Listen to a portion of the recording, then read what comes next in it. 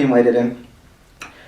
I was a community service chair at that time, and Bed Raises, if you didn't know, is a student organization-run event where you create a bed for charity. And I was streamed by constant sources of negativity during the event. I was always getting these questions like, Sabri, why are you working so hard? Why do you care so much? We're commuters. We've never done well compared to these other... To find in our twisted society. If only you could see, the world would be so much easier for you and me. I am not ashamed of my abnormality because I am just as proud as you can be.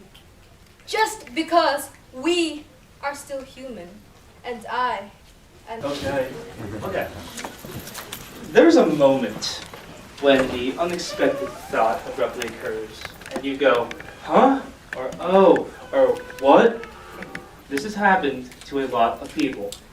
Throughout history, we have had such thoughts like Einstein, who discovered the theory of relativity while talking to his friend Michel Dassault, whoever that is. Or Archimedes, who discovered the volume displacement of water as he walked into his tub. When he figured out, he screamed through the streets of Syracuse, naked as the day was born, screaming.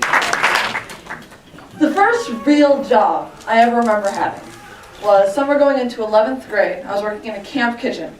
500 kids, 10 hours a day, 7 days a week, 4 weeks a month, no days off. I loved it. I loved that job. What I didn't... Why? That's a word that you hear a lot. Why is a word that has been asked for generations. It's a word that has been integral to the human experience. To have the self-awareness to speak that question and to understand its meaning. To be able to question ourselves, to be able to question our surroundings, and to be able to question our beliefs. A couple of weeks ago, I received a great text message from one of my really good friends. The text message read, "LOL, Nouran, just saw you at the train station. Totally remembered to save your number just now. Saved you as Noura-loud, haha." Now, a couple of years ago, if I were to have received that text message, I would have been very offended. I would have been very upset. Because a couple of years ago, I started my Rutgers journey. And at that moment in time, I also began to receive a lot of comments and a lot of feedback on my loudness. Friends would come up to me and they would say, "Oh my God, Nora, I totally just found you because we could hear you before we even say oh." People I would pitch my ideas to about different initiatives I wanted to start would look at me and say, "You know, Nora, this is a really big idea. You might want to tone it down a little bit and, downsize." Even people in my community, when I would talk to them, they would look at me and they would say, "Noura, how are you going to get married if you are so loud? No appropriate girl is loud like you. Don't you want to be like Rabiha? Rabiha's successful. She married. Don't you want to be like Rabiha?"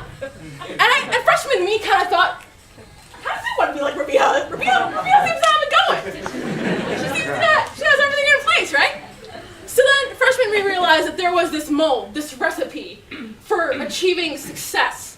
And if that mold were to have a banner, like a disclaimer at the top, it would have probably read something like this: "Be yourself, but not really." So the fall of 2009, I was playing football in college, and I woke up one morning and I had a huge lump in my right groin.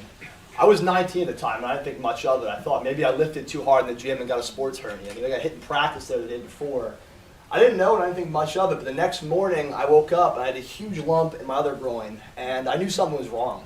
So I went to our trainer, Steve, and I said, "Steve, what is going on here?" He said, "Michael, this isn't a bruise.